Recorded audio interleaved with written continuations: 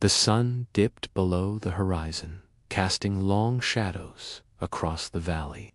In a village nestled between rolling hills and whispering trees, a young boy named Arlo stared up at the darkening sky, a mixture of fear and fascination in his eyes. Tonight was the night of the red moon, a lunar event that coincided with an ancient legend. The tale of Loomis, a colossal dragon whose wrath supposedly shook the very foundations of the earth. Every year, as the moon turned a deep crimson in the sky, the villagers huddled indoors, whispering tales of Loomis' return. But for Arlo, tonight wasn't about fear, it was about discovery. As the village elders regaled wide-eyed children with tales of Loomis' fiery breath and thunderous roars, Arlo slipped out of his house, clutching a worn leather-bound book. For weeks, he had devoured the book's ancient pages, poring over maps, myths, and forgotten lore. Now, armed with the book's secrets, he intended to uncover the truth behind the legend of Loomis. With each step away from the village, the air grew colder, the trees thicker, and the silence more profound, broken only by the rustle of leaves under Arlo's feet. Finally, guided by the book's cryptic instructions, he arrived at the base of a colossal oak, its gnarled branches clawing at the darkening sky. This was the Whisper Wood, a place where sunlight dared not tread and shadows danced at the edge of human understanding.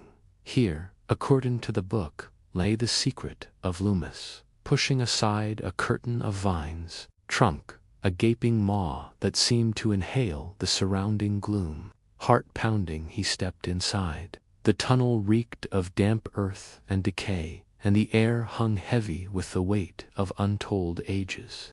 As his eyes adjusted to the gloom, he noticed intricate patterns etched into the tunnel walls, patterns that seemed to writhe and twist, teasing him with glimpses of something ancient and profound. Suddenly, the tunnel opened into a vast cavern, and Arlo gasped. Before him stretched a realm of shadows and whispers, dominated by a colossal figure that seemed woven from the darkness itself, Loomis. The mere sight of the dragon sent a jolt of fear through Arlo, but curiosity kept him rooted to the spot. As the minutes ticked by, something strange began to happen. The menacing growls that had filled the cavern slowly softened, replaced by a low rumble that echoed with exhaustion. To Arlo's astonishment, the dragon, Loomis, lowered his head, revealing not a visage of fire and fury, but the gentle features of an elderly man. His scales, once thought to be of fearsome armor, were now wrinkled and worn, mirroring the lines etched into his face. His eyes, which Arlo had braced to meet with burning hatred, were pools of ancient wisdom, shimmering with a lifetime of stories. "Who are you?" Arlo finally managed, his voice echoing oddly in the cavern. "Arlo, son of Hemlock, scholar of the lost ways," the old man replied, amusement dancing in his eyes. "And you are Loomis?" the dragon rumbled, his voice like distant thunder. "I suppose the legends got it right. I am a dragon, though perhaps not in the way you imagined."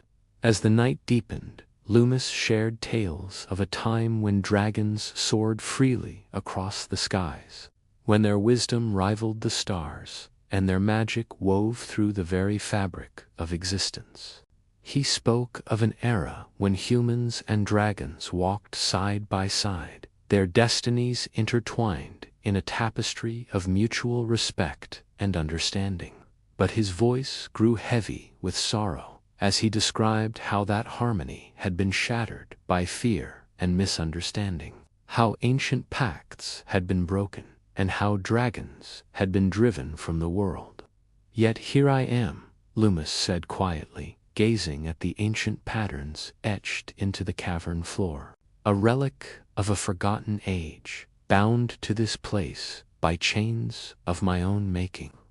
Arlo sat transfixed, realizing that the dragon he had sought to conquer was merely a prisoner of his past.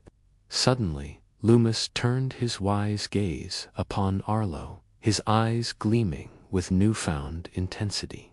"There is another way, a path to break the chains that bind me and restore balance to my soul." He explained that to regain his freedom and mend the rift between dragons and humanity, he needed a champion, someone willing to understand his kind, not as monsters to be feared, but as guardians of wisdom and magic. Over the next few days, Arlo immersed himself in his studies, poring over ancient texts, deciphering long-forgotten languages, and seeking out the remnants of dragon lore. He learned of the dragons' deep connection to the natural world, their ability to channel primal forces, and their unwavering commitment to balance and harmony. With each passing hour, Arlo's understanding grew, and with it, his resolve to become Loomis' champion. When he finally stood before the assembled village council, his transformation was evident. Gone was the fearful child who had trembled at the tales of Loomis' wrath. In his place stood a young man brimming with knowledge and purpose. Arlo spoke of dragons not as monsters, but as integral parts of the world's harmony, their presence essential to the health of the land. He emphasized that Loomis' legendary ferocity was merely a reflection of his struggle to maintain balance in a world that had forgotten the dragon's role. His words resonated with many, but not all. Skepticism and fear still lingered in some eyes, a testament to the centuries of dragon lore that had shaped the villagers' beliefs. But Arlo pressed on, undeterred. He proposed a pact, a renewed bond between the village and Loomis, based on understanding, mutual respect, and shared responsibility for the land. As the debate raged, Arlo retreated to the Whisperwood, seeking solace in the ancient oak. There, in the hushed embrace of the forest, he poured his heart out to Loomis, sharing his frustrations and reaffirming his belief in their cause. To his surprise, Loomis did not offer words of comfort or understanding, but instead challenged him. The dragon recounted tales of ancient heroes, not those who possessed overwhelming power, but those who demonstrated unwavering courage and conviction. He spoke of the importance of leading by example, of facing challenges head-on, and of standing firm in the face of adversity. Empowered by Loomis' words, Arlo returned to the village, ready to face the council once more. This time, he did not come as a scholar or a seeker, but as a leader. He laid out a plan, outlining how the village could benefit from Loomis' wisdom and magic, how they could work together to protect the land, and how they could honor the ancient pact that had been broken so long ago. Slowly, the villagers began to listen. They saw in Arlo not just a young man with a dream, but a leader with a vision. They heard in his words echoes of their ancestors' respect for the natural world, and they felt in their hearts the stirring of a forgotten bond. In the end, it was not through force, cunning, or deceit that Arlo convinced the villagers, but through the sheer force of his conviction, his unwavering belief in the possibility of a better future. As the sun rose the next morning, casting a golden glow over the village, the villagers gathered once more, not in fear, but in anticipation. Before them stood Arlo and Loomis, their figures silhouetted against the rising sun, ready to forge a new chapter in their history.